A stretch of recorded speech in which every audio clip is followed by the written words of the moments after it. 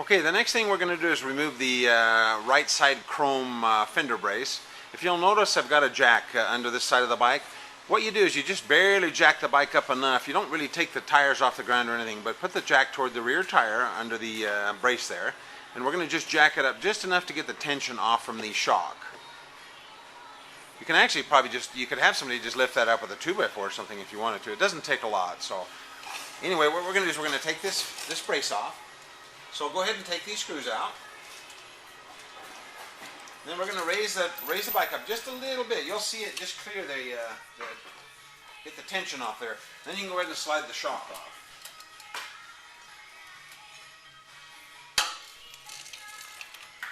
And there you have it. Then you can go ahead and just let it down lightly. And then we'll be ready to remove this brace. Well, we've got the shock off the bike. We're going to go ahead and cut this rear fender support off right now. Okay, if you'll notice, I've put the tape in this indent area here.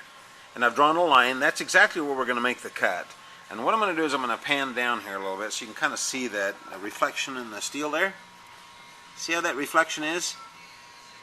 So what we're going to do, we're going to go ahead and just make that cut right exactly where that point is right there. Just straight through there. So go ahead and fast forward a little bit on the next couple of sequences and I'll go ahead and show you how to do this.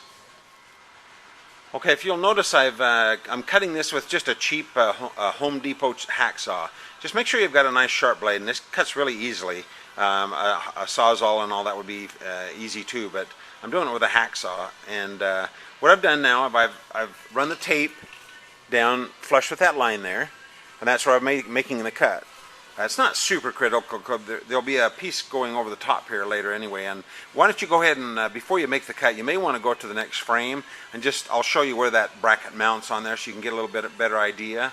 Because what you want this area right here for the bracket to sit on, to support the seat. So whatever you do, you don't want to cut it too short. So anyway, I've just gone ahead and I've started that cut, so I'll be right back. Okay, I've finished making the cut there. If you'll notice, there's the piece that I cut off. And there was the black line going right through there. And then what I'll do is I'll show you the bracket that goes. This is the funny shaped bracket you have in your kit that goes on there. And this will go on next. That mounts on there. This is unpainted, but the idea is to have this shelf here kind of lay on this when you get finished.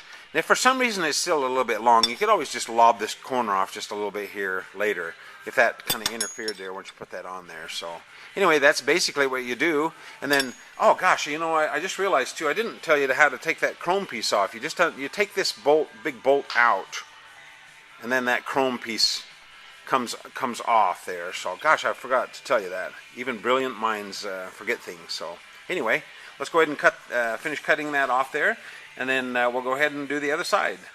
Oh, first we'll put the shock back on.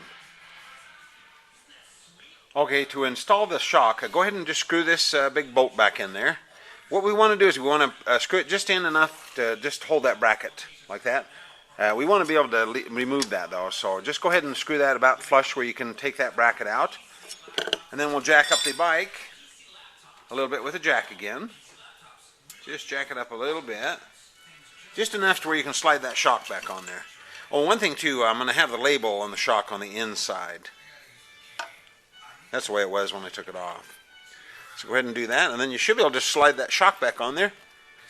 Then go ahead and just put these screws back in there so you don't lose them. Put those in. You don't need to tighten those right now. And then we'll go ahead and do the other side.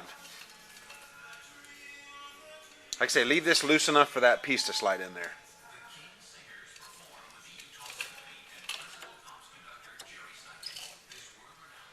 To remove this chrome piece on the left side, you just undo this, just loosen that bolt, the big old bolt right there, and then that one should just slide out.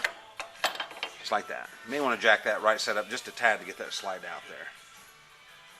Okay, to remove this shock, you just do the same thing as you did on the other side.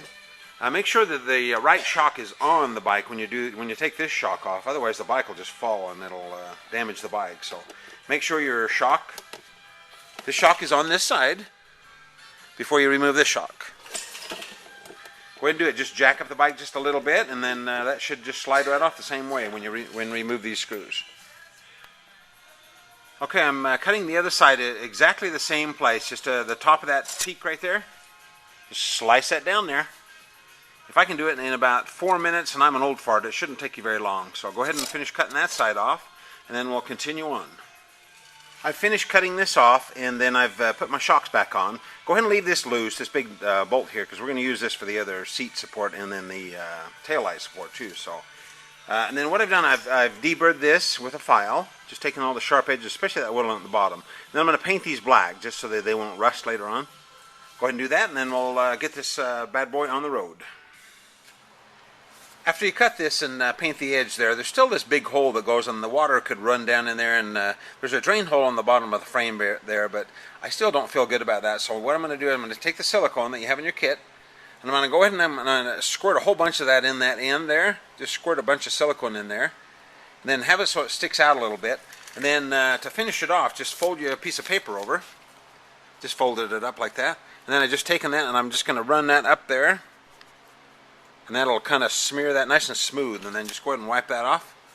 Then that finishes that off there with a nice smooth silicone sealant there. Go ahead and do that, and then we'll continue.